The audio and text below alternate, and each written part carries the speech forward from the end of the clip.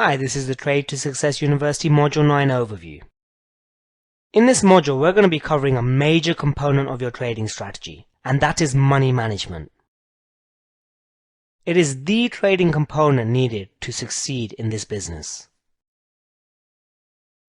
We're going to cover the best way to trade and use money management.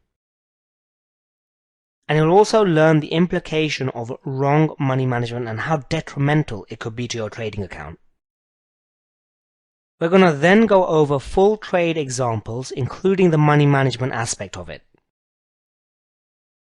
So let's get straight into it now. Go to the next page where we'll get started with Module 9. This is Kumar for Trade to Success University, and I'll see you in the next video.